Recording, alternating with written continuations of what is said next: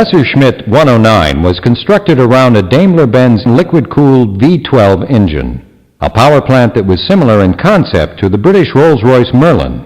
As the 109 evolved over the course of the war, so did its engine. With the G model, the Luftwaffe sought to maximize speed by substituting the more powerful Daimler-Benz 605 engine.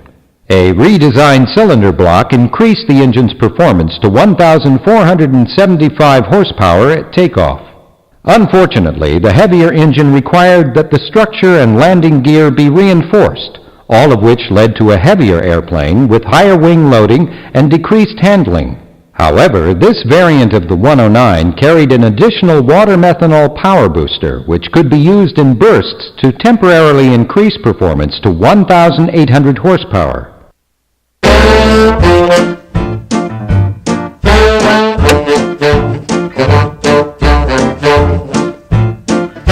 The G6 featured a basic armament of two nose-mounted 13mm MG-131 machine guns, as well as a single lightweight 30mm Mk-108 cannon firing through the air screw. Over the course of the war, the Luftwaffe was forced to steadily increase the firepower of its fighters.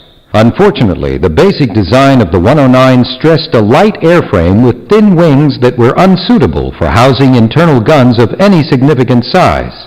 As a compromise, some 109s were provided with the means to carry gun pods under the wings.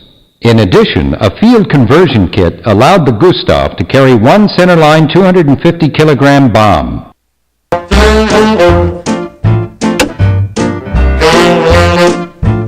By any standard, the Bf-109 cockpit was small and cramped. The low canopy provided little headroom, and scanning the skies could be something of a chore. Visibility was also a concern for 109 pilots. The rear quarter view was partially obscured by the armored plating and firewall behind the pilot. All-around visibility was further hindered by the supports between the many window panes that made up the canopy. This was partially alleviated by the development of the so-called Galland hood. This canopy removed many of the supports and replaced them with molded sheets of glass.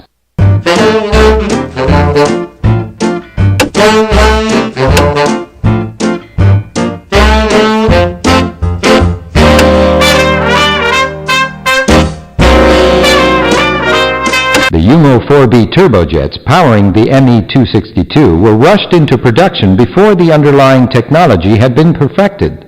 The engine required delicate handling of the throttle. Pouring on the gas too quickly could burn out the turbine.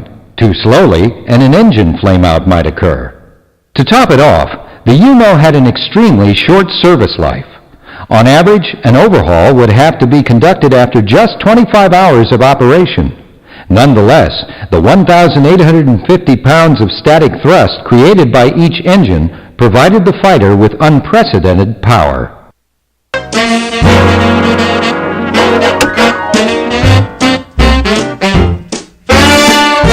In the role of an air superiority fighter, the Me-262 carried a very heavy armament of four 30mm Mk-108 cannons. Attempts were also made to arm the jet with 12 R-4M air-to-air rockets under each wing.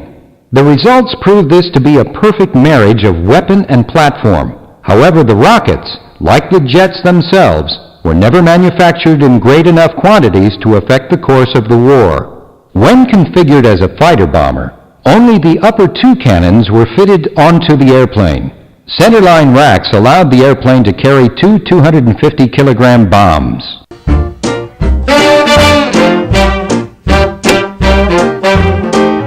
Sitting high above the fuselage, the Me-262 pilot commanded a superb 360-degree view of the combat environment.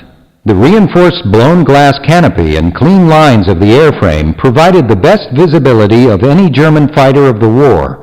With the many gauges and controls required to operate two turbojet engines, the cockpit was relatively complex by 1944 standards.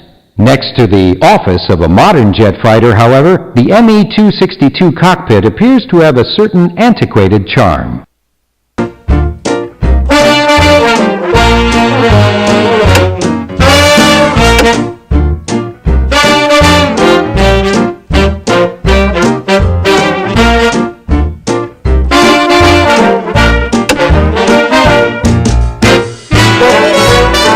When introduced into combat in July of 1941, the Focke-Wulf 190 proved itself superior to contemporary British fighters and provided the Luftwaffe with a substantial, if brief, competitive edge. At the heart of the fighter was the BMW 801, a 14-cylinder radial engine that was chosen less for its ability than the fact that it could be made available in large numbers. Nonetheless, the 190's excellent performance quickly dispelled the myth that a bulky radial engine couldn't be made to compete with the sleeker inline liquid-cooled engines of the day. The 801D engine in this A8 variant was rated at 1,700 horsepower at takeoff. The engine was further assisted by a GM1 nitrous oxide booster, which provided higher compression and increased power in short bursts.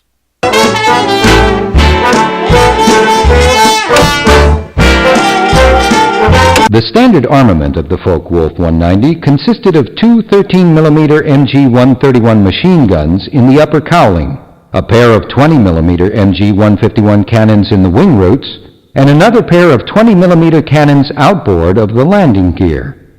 The aircraft's firepower could be increased by removing some of the wing cannon and mounting an array of gun pods below the wings. The Focke-Wulf could also carry up to 500 kilograms of bombs.